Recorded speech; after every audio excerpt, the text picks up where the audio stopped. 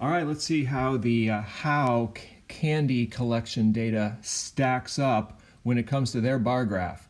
They had 11 people in the little sampling, so that's going to be nice because there's going to be we're going to land right on a median. 11 means I go to 5 and 5 on each side, and the sixth number, number 17, is going to be the median.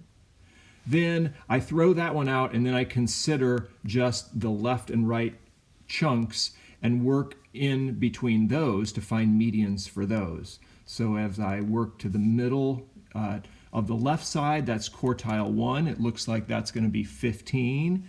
And the middle of the right 5 data points is going to be quartile 3. That's 18. Step 1, we put them in order. Step 2, find the median in Q1 and Q3. And then step 3, let's put that box on the graph. So 15, 17, and 18 is for how. Now when you're putting a box plot in, please consider to be unbiased and make the width of these box plots the same for all parties involved. 15, 17, and 18. 15, 17 is quartile 3, and 18. Something like that. Okay, let's check to see any outliers in the how data. That is, if we take, we'll call it the outer test. I'll zoom in a little bit. Or I'll call it the outlier test. Why not that? If anything for how is above 1.5, I'll write it differently. I'll take Q3 plus 1.5 times the interquartile range for Miss Howe's data is quartile 3 minus quartile 1. That's 18 minus 15, and that's 3. The middle 50% just has a range of 3 candies. Okay. So we'll cast out from quartile 3, 1.5 times 3. What does that come to be? That means it's really 18 plus 1.5 times 3. I think that's 4.5. That's 22.5. Are there any data points that are past that endpoint of 22.5? Oh, there is. This one. 25 is an outlier.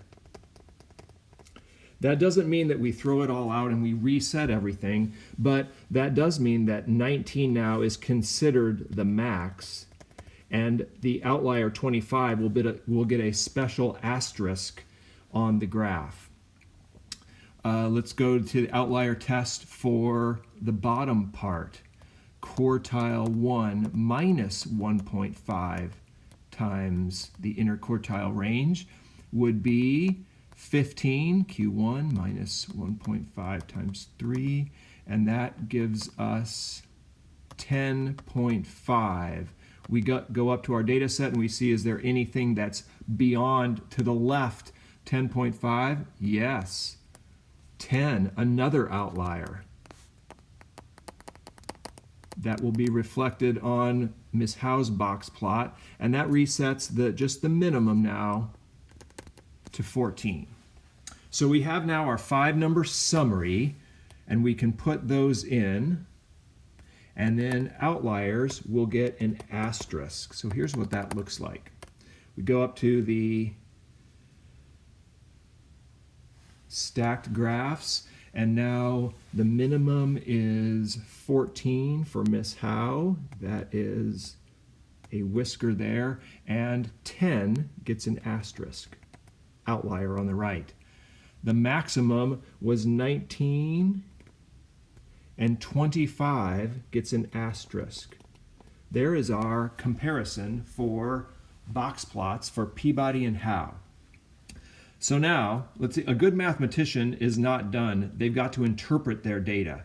And I think in a separate video, we'll show you how to put those into the calculator, but they should match nice and evenly with what we have up here. So let's take a look. That's what your calculator should be. That'll be a different video. So when it comes to like who wins, what do you say? It's good to label things with quartiles and like percentages. So for example, you could say that if you took out the hows outliers, there's definitely less variability in hows. You could also just state that the interquartile range for Peabody, that's 7.5. But for Howe, it's 3.0. So it's more pactly dense for Howe, the middle 50% of candy collectors. You could say that, let's see, I'm going to draw a line here because this is 50% of my Peabody's data is right here on. And it looks like it's like that's 25% of all the people who I surveyed. I could say that nearly all of the of the Howe data is below Peabody's 25%, with the exception of that outlier. Then you could also say, well, that the lowest 50% of Peabody's data, that's right at the median, is from 12 to 17, and from Howe's it's 14 to 17. That's the lower 50% is here, and Peabody's is here.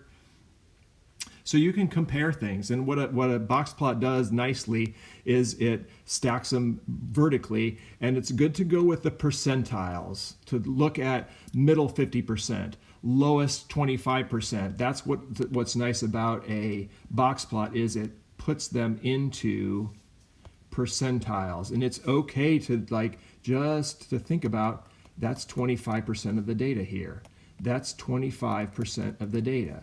This is the other quarter, and this is the last quarter. With the exception of outliers, that's what the magic of Boxplot does.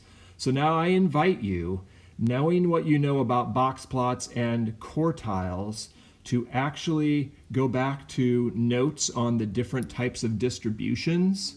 And a skewed left distribution, what would a boxplot of a skewed left distribution look like? How about a skewed right distribution? How about a symmetric or normal distribution? And how about something called uniform? There's also one more, another symmetric one that we did look at, which would be kind of inverse symmetric, something like that. You should be able to, with a little bit of thinking and a little bit of adding up to get quartiles, say what a box plot would be. Maybe, I'm inspired to maybe make a video on this, but only after I'd like you to try it. So, okay.